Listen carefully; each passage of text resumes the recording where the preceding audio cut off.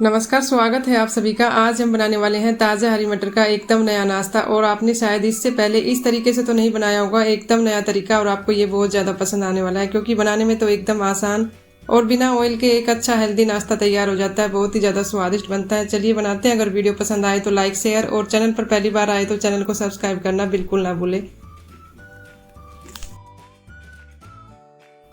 सबसे पहले हमने यहाँ पर ली है ताज़ा हरी मटर, और ये लगभग 1 कटोरी मटर है। अब इसके बाद इसको हम बॉईल करेंगे।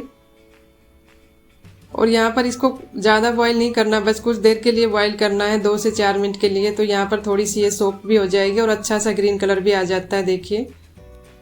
और यहाँ पर देखिए हमारी मटर बॉईल हो गई है। इससे ज़्यादा नहीं पकाएंगे, बस यहाँ पर गैस की फ्लेम को बंद कर देंगे और इसको साइड में रख देंगे। और साइड में रखने के बाद अब इसके अंदर डाल देंगे थोड़ी सी पालक, और इसको बस कुछ सेकंड के लिए ही ऐसे मिक्स करेंगे, 20-30 सेकंड के लिए। ज़्यादा इसके अंदर रखने की जरूरत नहीं है। ये काफ़ी अच्छे से तुरंत सॉफ्ट हो जाती है और एकदम अच्छा सा ग्रीन कलर भी देखिए आ जाता है। अब इसके बाद इसका पानी निकाल लेते हैं एक छलनी के अंदर डालकर। तो यहाँ पर मटर को थोड़ा सा ठंडा कर लेंगे, और उसके बाद आप चाहे तो इस पानी का ग्रेवी में, आटा गूंदने में ऐसे यूज कर सकते हैं, सब्जी वगैरह में। अब इसको हम पीस लेंगे मिक्सर जार के अंदर डालकर। तो हल्का सा ठंडा करके, यहाँ पर गर्म है वैसे तो, लेकिन थोड़ा सा ठंडा हो गया। अब इसके बाद पीस लेते हैं। साथ में आप चाहे तो थोड़ी मिर्च वगैरह डाल सकते हैं हरी, और इसके बाद थोड़ा सा हरा धनिया भी डाल देंगे क्योंकि हमें यहाँ पर चाहिए ग्रीन कलर। तो काफ़ी अच्छा ग्रीन कलर आ जाता है इस तरीके से। तो देखिए हमने पीस लिया इसको, और अच्छे से पीसना है, ऐसे ही पीस लेंगे बिना पानी डाले ही, देखिए। अब इसको निकाल लेते हैं एक बड़े से बर्तन के अंदर ऐसे। और ये हमारा पेस्ट तैयार है मटर का। अब इसके अंदर कुछ चीज़ें और ऐड करेंगे। तो सबसे पहले डाल देंगे थोड़ा सा कॉर्नफ्लोर। तो कॉर्नफ्लोर आपको हर ग्रोसरी शॉप पर आसानी से मिल जाता है। ये ऐसे थिकनेस के लिए काफ़ी अच्छा होता है, सूप वगैरह में भी यूज होता है, काफ़ी चाइनीज़ डिश वगैरह में। तो यहाँ पर ऐसा नहीं है कि आपको नहीं मिलेगा, हर ग्रोसरी शॉप पर मिल जाता है। 2 से 3 टेबलस्पून डाल देंगे। और इसके बाद डाल देंगे यहाँ पर थोड़ा सा गेहूँ का आटा। तो 3 से 4 चम्मच मैंने गेहूँ का आटा लिया है, हाफ कप से थोड़ा सा कम।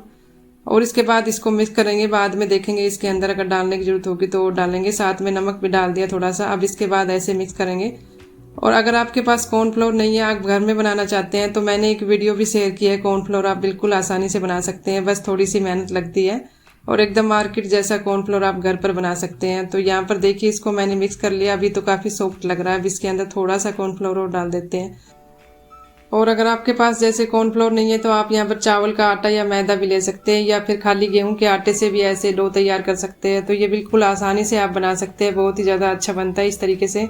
और थोड़ा मीडियम ही सॉफ्ट रहेगा। ऐसे हल्का सा ऑयल लगा दे ऊपर से ताकि हाथ पर चिपके नहीं। तो यहाँ पर इसका हम तुरंत बनाएंगे, इसको रखने की जरूरत नहीं है। ये बिल्कुल आसानी से मतलब तुरंत ही बन जाता है।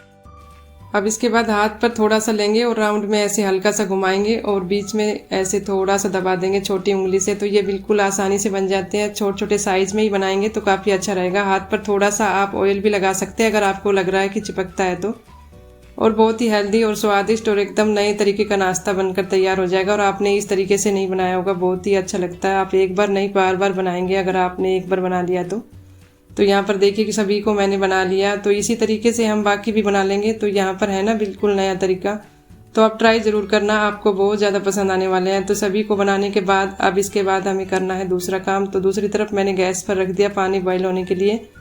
तो यहाँ पर गर्म तेज़ पानी हो जाएगा तब इसके अंदर हम डाल देंगे। तो यहाँ पर एकदम खोलते हुए पानी के अंदर ही डालना है। तो सभी को ऐसे तैयार करने के बाद इसके अंदर डाल देंगे।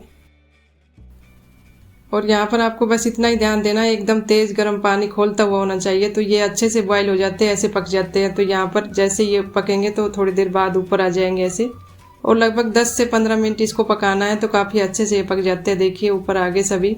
और यहाँ पर लगभग 15 मिनट हो गए। आप चाहे तो इसको चेक भी कर सकते हैं, एक को निकाल कर टूथपिक से या थोड़ा सा कट करके देख सकते हैं। तो अंदर से आपको पका हुआ दिखाई देगा, जैसे स्टीम हम करते हैं उस टाइप का।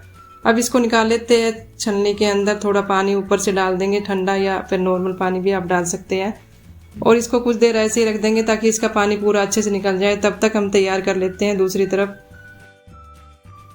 और अब एक पैन के अंदर 2 चम्मच ऑयल, और जैसे ही ऑयल गर्म हो जाएगा तब हम डाल देंगे थोड़ा सा लहसुन बारीक कटा हुआ। हल्का सा लहसुन को ऐसे पका लेंगे, और जैसे ही हल्का सा ब्राउन हो जाएगा तभी डाल देंगे हम प्याज। तो दोनों को ऐसे हल्का सा पका लेंगे साथ में।